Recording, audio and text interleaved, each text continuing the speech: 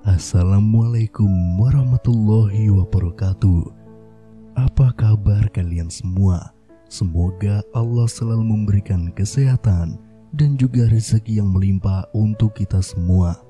Amin, amin ya rabbal alamin. Bantu channel ini dengan cara subscribe dan semoga kisah ini bisa bermanfaat untuk kita semua. Kisah pria kaya menghina pramugari yang ternyata anaknya. Menjadi pemilik salah satu perusahaan IT terbesar di kota, Mark hidup dalam kemewahan dan kesepian.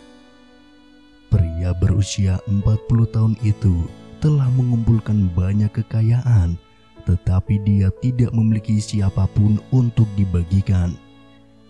Dia tinggal sendirian di rumah mewah dan memperkerjakan orang yang membantu menjaga kebersihan rumahnya.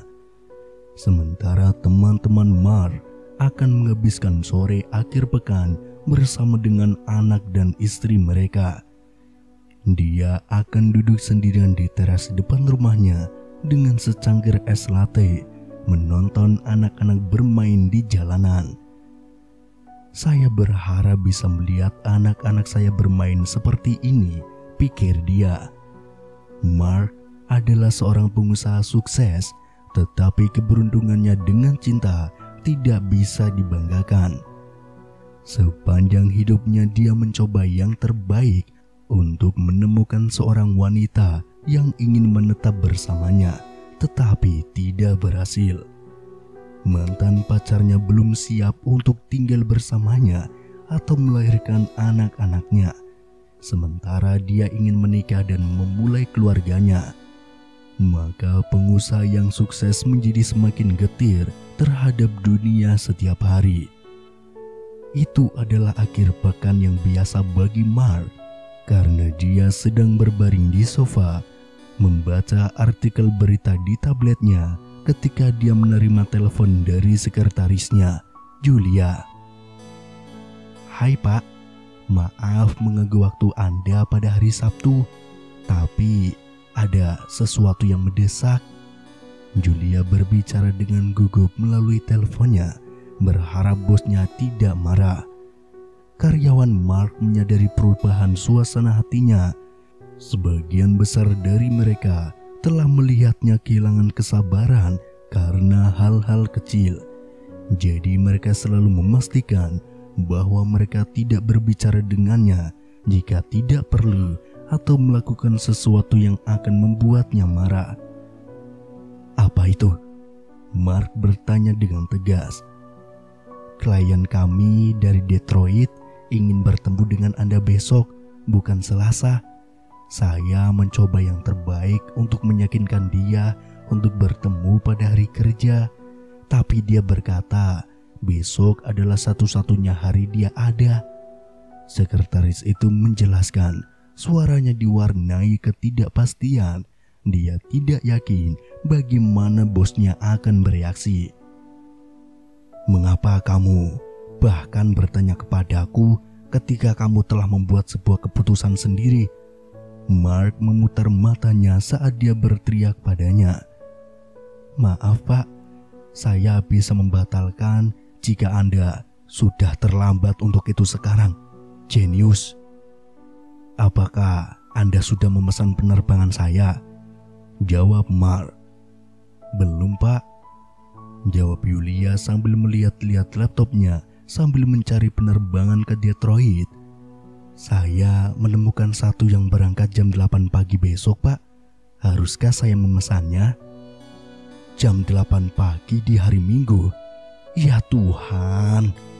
Mark menggelengkan kepalanya karena kecewa, tetapi tidak mau ketinggalan bertemu dengan klien. Dia yakin pertemuan itu akan memberinya banyak keuntungan.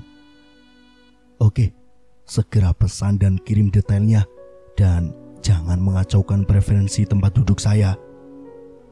"Tentu saja Pak, terima kasih." Setelah mengakhiri panggilan telepon, Mark mulai mengejek Julia. Keesokan paginya Mark bangun pagi-pagi dan mengeluarkan jas hitam barunya dari lemari pakaiannya. Dia percaya dalam berpakaian dengan baik untuk rapat karena bisa membantu menciptakan kesan yang baik pada kliennya, meningkatkan peluangnya untuk membuat kesepakatan yang bagus. Sambil memegang sandwich ham di tangannya, Mark duduk di kursi belakang mobilnya dan menginstruksikan supir untuk membawanya ke bandara. Dalam perjalanannya, dia membeli kopi dan menikmatinya dengan sandwichnya. Sesampainya di bandara, Mark memindai area keberangkatan untuk mencari Yulia, tetapi dia tidak menemukannya. Dia berharap dia menyambutnya di bandara karena mereka harus naik pesawat bersama. Di mana wanita tidak berguna ini? Gerutunya sambil mencari nomornya di ponselnya. Dia dengan cepat memanggilnya, tidak menyadari bahwa dia akan merusak suasana hatinya. "Maaf Pak, saya tidak bisa menemani Anda hari ini," kata Julia saat menerima telepon darinya. "Saya jatuh di kamar mandi tadi pagi Pak, dan pergelangan kaki saya patah. Saya sangat menyesal." Alih-alih bersimpati dengan Julia, Mark mulai membentaknya. "Kamu wanita yang tidak bertanggung jawab. Kamu tahu aku tidak suka berpergian tanpa asisten." Setelah melampiaskan kekesalannya pada Julia, Mark berjalan sendirian ke dalam bandara dan duduk di lounge. Menunggu untuk naik pesawat, dia masih marah karena terbang tanpa asisten, tetapi tidak bisa berbuat apa-apa sekarang. Beberapa menit kemudian, seorang pramugari menyapanya saat dia naik ke pesawat. Setelah membimbingnya menuju ke kursi kelas bisnisnya, dia memperkenalkan dirinya. "Nama saya Crystal, dan saya akan melayani Anda selama 3 jam perjalanan Anda. Anda bisa menelpon saya jika butuh sesuatu, Pak," katanya sambil tersenyum. "Ya, tentu.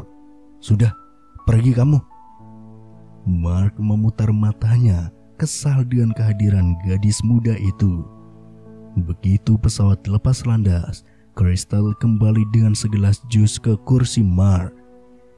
"Ini jus jeruk segar untuk Anda, Tuan," katanya dengan sopan sambil mengulurkan meja baki yang menempel di kursi Mark.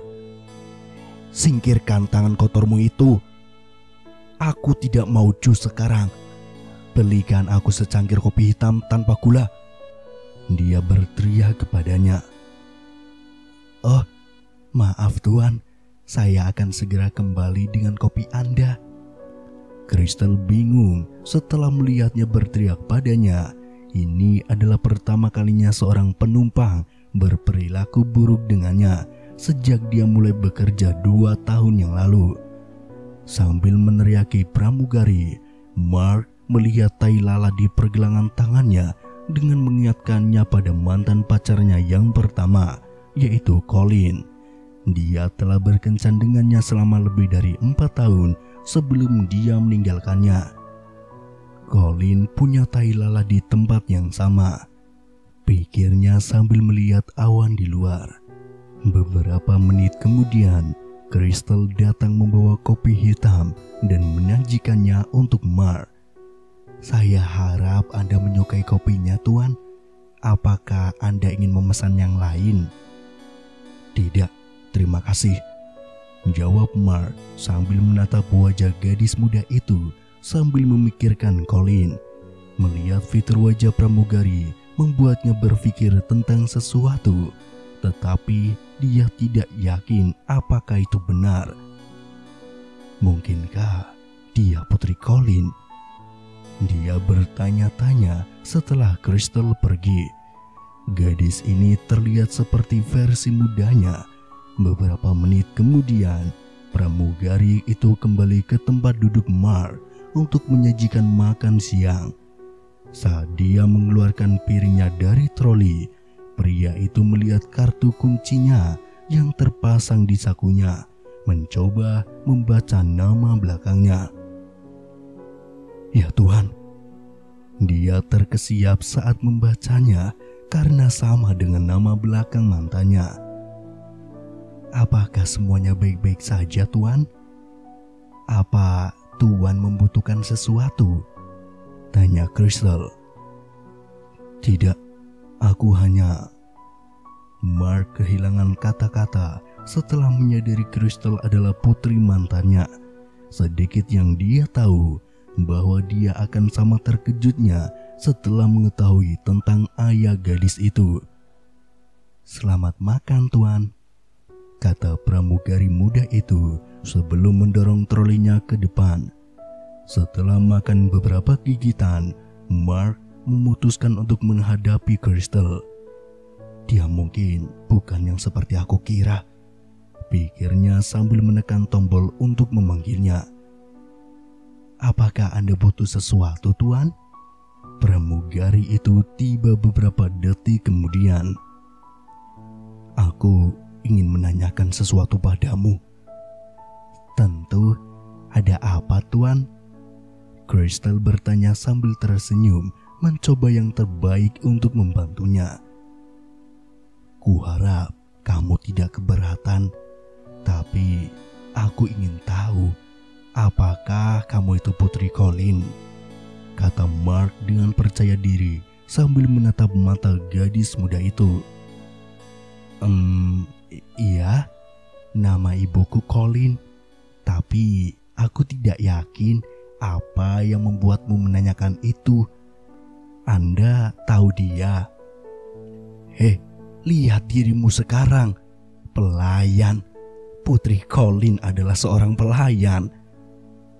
Maaf Tuan, tapi saya rasa Anda tidak berhak untuk tidak menghormati ibu saya. Ibumu adalah pacarku selama 4 tahun, jadi aku berhak membicarakannya, jawab Mark. Colin dan Mark putus karena dia tidak pernah ingin punya anak. Dia ingin menjadi wanita mandiri yang melakukan hal-halnya sendiri, hidup seperti pengembara. Jadi tentu saja Mark putus dengannya. Dan sekarang sungguh lucu, Putri Colin berdiri di hadapannya menyajikan kopi. Siapa yang dia nikahi waktu itu? Siapa ayahmu? Tanya Mark. Crystal jadi teringat ketika ibunya berbicara tentang mantan pacarnya. Ayahmu meninggalkanku, tapi dia masih hidup di hatiku. Crystal mengingat kata-kata ibunya di kepalanya. Dia tersadar bahwa pria yang duduk di kursi kelas bisnis bisa jadi adalah ayahnya. Dia bisa jadi pria yang meninggalkan ibunya saat dia sangat membutuhkannya. Hei, siapa ayahmu? Mark mengulangi pertanyaannya. Kurasa itu Anda, jawab Crystal dengan tegas, tatapannya terpaku pada pria itu. Apa? Apa kamu sudah gila? Dia menyipitkan mata, alisnya berkerut. Ibu hamil ketika kamu meninggalkannya, jawab pramugari sambil melihat sekeliling pesawat. Apa? Mark terkejut. Ibu selalu bilang ayahku meninggalkannya sebelum mengetahui tentang kehamilannya, ungkap pramugari itu. Dia tidak pernah menikah atau berkencan dengan siapapun setelah kamu, Mark. Namamu Mark kan? Iya, tapi pria itu tidak bisa mempercayai telinganya. Dia tidak pernah menceritakan hal ini kepada siapapun, tetapi dia menghabiskan setiap hari dalam beberapa tahun terakhir ini untuk menyesali keputusan bodohnya yang telah menghancurkan hati Colin. Dia sangat ingin memiliki anak sepanjang hidupnya, tetapi tidak tahu dia sudah memiliki seorang putri dengan Colin. Aku mengerti sekarang mengapa ibu tidak pernah memberitahumu tentang keberadaanku. Aku yakin kalian pasti berpisah karena masalah kemarahanmu itu. Maafkan aku, Crystal. Mark meminta maaf. Kenapa kamu bekerja di sini? Seharusnya kamu kan kuliah. Aku harus bekerja untuk memenuhi kebutuhan Tuhan. Jelasnya, ibu tidak meninggalkan saya dengan banyak uang. Jadi, saya tidak mampu untuk kuliah sekarang. Saya menabung untuk itu. Apa maksudmu dia tidak meninggalkanmu dengan uang? Di mana dia? Dia sudah meninggal 2 tahun yang lalu, jawab Crystal sambil menahan air matanya. Dia menderita kanker. Mengetahui tentang kematian mantannya membuat hati Mark hancur berkeping-keping. Colleen adalah seorang wanita yang sangat dia cintai. Harapan samar untuk suatu hari nanti bisa kembali bersama Colleen pecah di dalam dirinya saat itu. Maafkan aku, Crystal. Maafkan aku. Aku tidak percaya ini. Mark menunduk.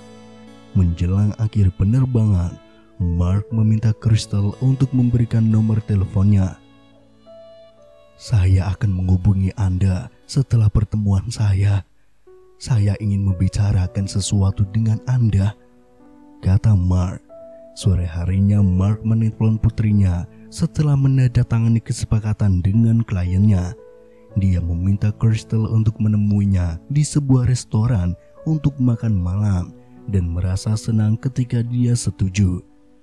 Duduk di salah satu restoran terbaik di kota, Mark meminta maaf kepada putrinya karena telah meninggalkan ibunya saat dia sangat membutuhkannya. Aku tidak tahu kalau dia hamil. Aku ingin menikah dan punya anak, tapi ibumu tidak pernah setuju dengan itu. Aku meninggalkannya, berpikir dia tidak menginginkan anak. Aku tidak percaya. Aku menghabiskan hidupku jauh darimu dan dia karena satu kesalahpahaman.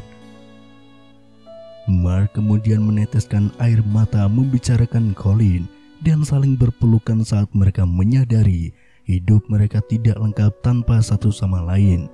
Saat makan malam, Mark menawarkan untuk membayar biaya kuliah putrinya sehingga dia tidak harus bekerja sebagai pramugari.